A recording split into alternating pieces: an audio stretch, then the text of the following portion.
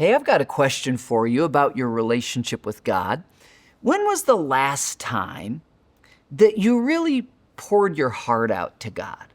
I mean, you told him the things that are bugging you, the things that are grieving you, as well as the things that you dream of and hope for.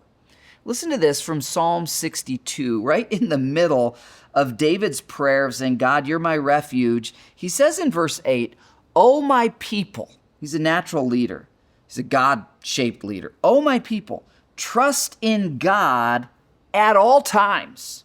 Pour out your heart to him, for God is our refuge." You know, part of me wonders, because David wrote this psalm while he's on the run, part of me wonders when he got back to the palace and his kingdom was restored and God had delivered him, did he go back through and add in verse 8? I'm not saying that he did, but I wonder if he did, because these psalms would be used to worship God in the gathering of the people.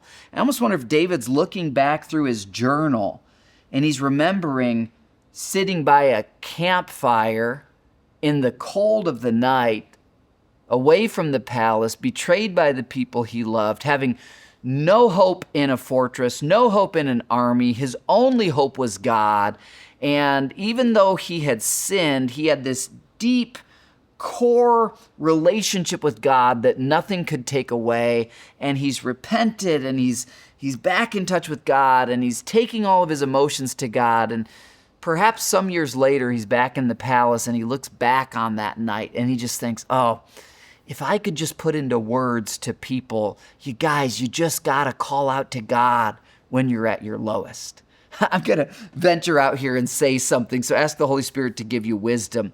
There are things I've been experiencing in the last few years in my relationship with God. He's growing my faith beyond what I can put into words. I'm seeing him perform miracles in my own life and answer bold prayers. And it just makes me, I just want to gently grab people by the shoulders and be like, just trust God. Just pour out all your emotions to God. He's listening. He's there. He wants to work in your life. And no matter how bad it seems today, no matter how low you ever get, pour out your heart to him. I just love how he says, "Oh, my people, trust God at all times. Trust him in whatever you're going through today. Trust him in your highs. Trust him in your lows. Trust him when you just don't feel anything at all. Pour out your heart to him, for God is our refuge."